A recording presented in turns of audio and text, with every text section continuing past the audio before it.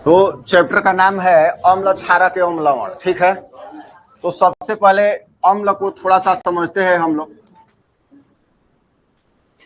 अम्ल बात करते हैं अम्ल की, तो आर्हेनियस के अनुसार अम्ल जो है जल में घुलकर हाइड्रोजन आयन देता है।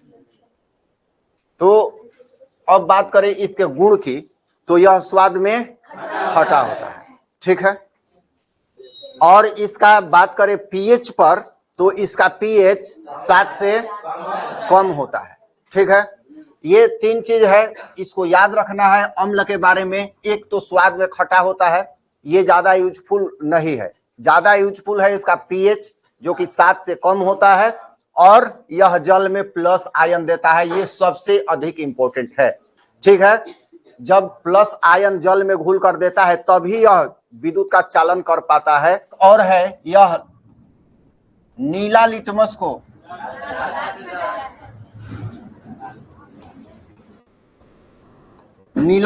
क्या कर देता है, और लाल लिटमस को क्या कर देता है? नहीं, कुछ नहीं करता है। ठीक है, लाल हम जानते थे, जवाब ज्यादातर यही आता है कि नीला को लाल तो लाल को नीला। तो यह नीला लिटमस पत्र को क्या करता है? लाल कर देता है। और लाल लिटमस पत्र जब इसमें प्रवेश करते हैं तो अप्रभावी रहता है, कोई प्रभाव नहीं पड़ता है। लेकिन इसके बारे में एक और जान लो कि ये कब करता है। कभी कभी ऐसी स्थिति आती है कि अम्ल तो बहुत ही सांद्र है, लेकिन वह लिटमस पत्र पर कोई प्रभाव ही नहीं डालता, चाहे नीला हो चाहे लाल हो।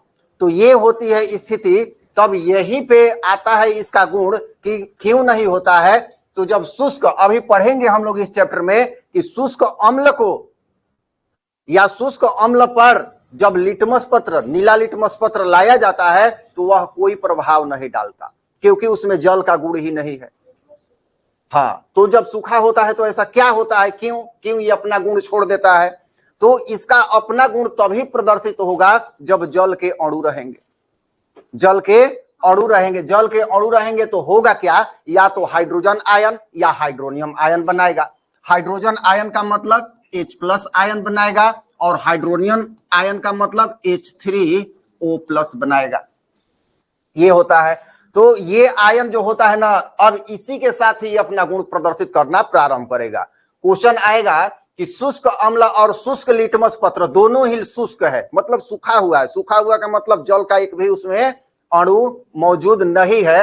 तब क्या होगा, तब ये लिटमस पत्र पे कोई प्रभाव नहीं डालेगा, ये याद रखना है। ठीक है, और जैसे ही दोनों में से कोई एक आर्द्र होता है, या तो अम्ल शुष्क है और लिटमस पत्र आर्द्र है, तो ये अपना प्रभाव डाल देगा, क्योंकि कहीं ना कहीं दोनों के बीच जल का गुण आ गया है। समझ में आ रहा है? अब क्षारक, ये क्षारक जो है इसको भस्म के नाम से भी जानते हैं। भस्म, तो भस्म को जब जल में मिला दिया जाता है तो क्षार बन जाता है। क्षार, समझ में आ रहा है ना? भस्म को जब जल में मिलाया जाता है तो क्या होता है, वो क्षार कहा जाता है। उसमें मतलब क्षार कहने का मतलब उसमें थोड़ा सा जल भी है। ठीक है, तो ये भस्म हो गया। ये इसके उल्टे, आर्हेनियस के अनुसार भस्म मतलब क्षार या क्षारक। ठीक है, क्षारक ये OH- आयन देता है, हाइड्रोक्साइड आयन बोलते हैं इसको। ठीक है, हाइड्रोक्साइड आयन ये देता है। कौन? क्षारक। और जब अम्ल क्षारक को मिला देते हैं तो लवण का निर्माण होता है और जल भी साथ में बनता है। और इस अभिक्रिया को उदासीनीकरण के भी नाम से हम लोग जानते हैं। तो एक एक चीज देखोगे, सारा कुछ एनसीईआरटी में है। अभी वहां के चक्कर में मत पड़ो, अभी हम जो बका रहे हैं तो निशा सुन लो। समझ में आ रहा है ना? तो अम्ल क्षारक, दो चीज हम लोग समझे, एक तो समझे अम्ल और दूसरा क्या समझे, क्षारक। और तीसरा दोनों के मिश्रण से क्या बन गया, लवण बन गया। तो ये जो लवण बनने की प्रक्रिया है, इसको किस प्रक्रिया के, अभिक्रिया के नाम से जानते हैं? उदासीनीकरण की अभिक्रिया। और लवण के साथ साथ और क्या बनता है? चलो बहुत बढ़िया। तो ये है, ये सबसे इंपॉर्टेंट है जानना कि अम्ल प्लस क्षारक या अम्ल प्लस भस्म बराबर लवण प्लस जल। समझ में आ रहा है? हाँ, तो ये हो गया। अब आते हैं थोड़ा सा पीएच पर, क्योंकि पीएच से ही अम्ल क्षारक दोनों जो होते हैं इनका निर्धारण किया जाता है। तो पीएच स्केल जो होता है, एक स्केल विकसित किया गया है। ये बीच का पॉइंट जो होता है इसका पीएच 7 माना जाता है। और 7 जो होता है वो एकदम न्यूट्रल होता है, उदासीन होता है। ठीक है, तो अब ये उदासीन जल का पीएच मान कितना होता है?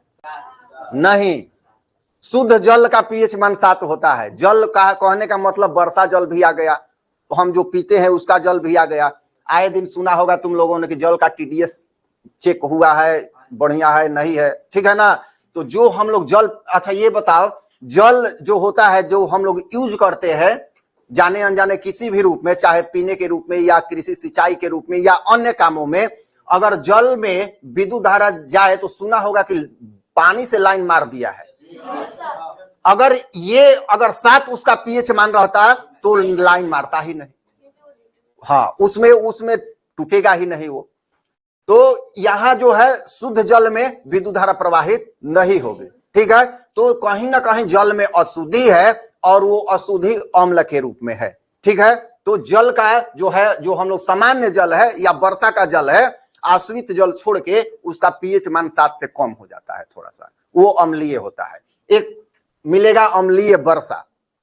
तो क्या होता है कि जब सीजन बारिश की आती है तो पहली बार जब बारिश होती है तो आकाश में ज्यादा गैस होता है, SO2 होता है, हाइड्रोजन होता है, बहुत सारा गैस होता है।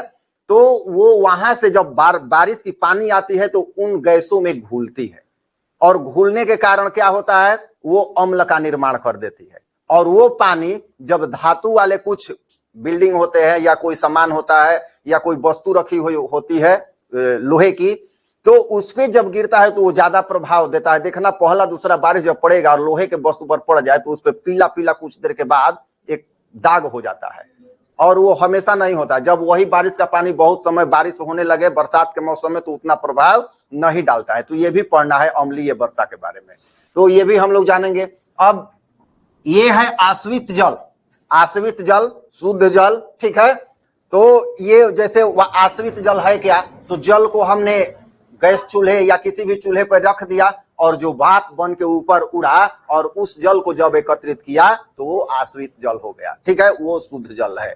तो ये है शुद्ध जल। अब अम्ल, इधर जितना ही चल घटता आएगा वो अम्ल होगा, और अम्ल का पीएच जितना ही कम होगा वो प्रबल होगा कि दुर्बल होगा? प्रबल होगा। अम्ल का पीएच जितना ही कम होगा वो प्रबल अम्ल होगा। समझ में आ रहा है ना। और इधर जाएगा तो ये क्षारक बढ़ता जाएगा, 7 से अधिक रहेगा तो क्या होगा? क्षारक होगा। अब एक यहां से बात आती है किसान से संबंधित, मिट्टी मृदा से संबंधित एक प्रश्न आता है कि किसान जो होता है फसल उसका कब सही नहीं हो पाता है, तो जब मिट्टी अम्लीय हो जाती है तब। इस मिट्टी अम्लीय को क्षारकीय बनाता है तो उसमें चूना पत्थर और भी जो कुछ है, कैल्शियम कार्बोनेट, इस सब का मिश्रण जो है मिट्टी में मिला दिया जाता है। मिलाने से क्या होता है कि वो मिट्टी जो होती है क्षारकीय हो जाती है और तब फसल बढ़िया मिल पाता है, क्योंकि फसल के लिए ये पीएच मान जो है क्षारकीय होना चाहिए। तो यहाँ पर अम्ल हो गया, थोड़ा सा जानकारी हो गया। भस्म मतलब क्षारक, क्षारक का पीएच मान ये हो गया। और आयन क्या, क्षारक से क्या होगा, जब जल में डालते हैं तो कौन सा आयन निकलता है? Hydroxide ion, OH-। ठीक है, जांच करने के लिए 2 तरह के सूचक होते हैं। ठीक है, एक क्या होता है? प्राकृतिक सूचक, प्राकृतिक सूचक। प्राकृतिक सूचक में ही लिटमस पत्र आता है, हल्दी जो होता है वो भी आता है प्राकृतिक सूचक में। ठीक है, तो ये हो गया लिटमस पत्र। तुम चाहो तो लिटमस पत्र बना भी सकते हो। एक उड़हल का फूल आता है, कागज पे उसको रगड़ दो तो सूखेगा तो अलग टाइप का हो जाएगा, नीला जैसा हो जाएगा। उसको जब अम्ल में ले जाएंगे तो वो लाल हो जाएगा। हल्दी से भी होता है, हल्दी जो होता है लिटमस पत्र तो होता है, ये हल्दी से भी हो जाएगा। हल्दी भी प्रभाव में आता है, अम्ल में होगा तो लाल जैसा ये हो जाएगा। और इसके बाद संश्लेषित सूचक, संश्लेषित सूचक ये बनाए हुए सूचक है। 2 सूचक होते हैं, मेथिल ऑरेंज और फिनोल्फथेलिन। ये आता है क्वेश्चन कई बार। प्राकृतिक सूचक और दूसरा संश्लेषित सूचक। ये संश्लेषित में 2 नाम और प्राकृतिक में 2 नाम, इसको नोट कर लो। CaOH ट्वाइस, ये है बूझा हुआ चूना, कैल्शियम हाइड्रोक्साइड। सोडियम गलती से आ गया, हो गया ना। कि अभिक्रिया किससे कराने से? क्लोरीन से कराने से विरंजक चूर्ण का निर्माण होता है। कैसे होता है? देखो, ये कैल्शियम हाइड्रोक्साइड है, क्लोरीन Cl2, तो CaOCl2 प्लस H2O जल भी बनाता है। H2O, एक O आ गया, यहाँ देख लो संतुलित है कि नहीं है। 2 ऑक्सीजन हो गया, 2 ऑक्सीजन हो गया, हाइड्रोजन 2 है, ठीक है, क्लोरीन 2 है, ठीक है। तो ये होता है ये विरंजक चूर्ण। ब्लीचिंग पाउडर यही है। कैल्शियम हाइड्रोक्साइड पर जब क्लोरीन की अभिक्रिया कराते हैं तो दोनों मिलकर क्या बनाता है? ब्लीचिंग पाउडर प्लस जल, जल बनता है। यहाँ CaOCl2, ये विरंजक चूर्ण का कई बार आया हुआ है परीक्षा में रासायनिक सूत्र। तो 2 चीज यहाँ से आ गया। एक, ब्लीचिंग पाउडर का रासायनिक सूत्र क्या होता है? हाँ, ये जो क्लोरीन है, ये क्लोरीन विरंजक का काम करता है। जैसे किसी कपड़े का रंग उड़ाना, फूल का रंग उड़ाना, तो ये विरंजक, इसीलिए इसको विरंजक भी कहा जाता है। तो क्लोरीन से रंग उड़ाने का भी काम होता है। और ब्लीचिंग पाउडर जो है, इससे क्या होता है? जल के कीटाणुओं को मारने का काम किया जाता है। जैसे जलाशय है या कहीं नाली है तो हमेशा यही पाउडर डाला जाता है, उसमें जो छोटे छोटे बैक्टीरिया होते हैं वो इससे मर जाते हैं और पानी शुद्ध हो जाता है। सोडियम हाइड्रोजन कार्बोनेट को और किस नाम से जानते हैं? बेकिंग सोडा के नाम से जानते हैं, ठीक है। इसका प्रयोग तो खाद्य पदार्थ को स्पंजी बनाने में, मुलायम करने में, खस्ता बनाने में और टेस्टी बनाने में प्रयोग किया जाता है। तो चलो एक ही बार में खत्म। राम जन्मले बने गोले रावण मार के घरे ले, रामायण खत्म। धोवन सोडा, मतलब इसको धोने का सोडा भी बोलते हैं, का उपयोग किसमें किया जाता है बताओ तो? हाँ, और कागज साबुन उद्योग में भी किया जाता है। लिखा उपयोग साफ सफाई में तो होता ही है, साथ ही साथ कांच, कागज और साबुन में कास्टिक सोडा करके साबुन के उपयोग में भी इसका मतलब निर्माण वाला जो फैक्ट्री होता है उसमें इसका प्रयोग किया जाता है। समझ में आ रहा है ना? इंटू 10H2O, ये इंपॉर्टेंट है, कभी कभी ये भी आ जाता है। सूत्र इसका यही है, लेकिन इंटू 10H2O करना है, ठीक है ना? 10H2O। तो और उपयोग जान गए हो तुम लोग, ये दोनों का आता है। ब्लीचिंग पाउडर का 2 उपयोग लिखे, ये इसका सोडियम हाइड्रोजन कार्बोनेट का उपयोग लिखे, यहाँ सोडियम कार्बोनेट का उपयोग लिखे, ठीक है ना? तो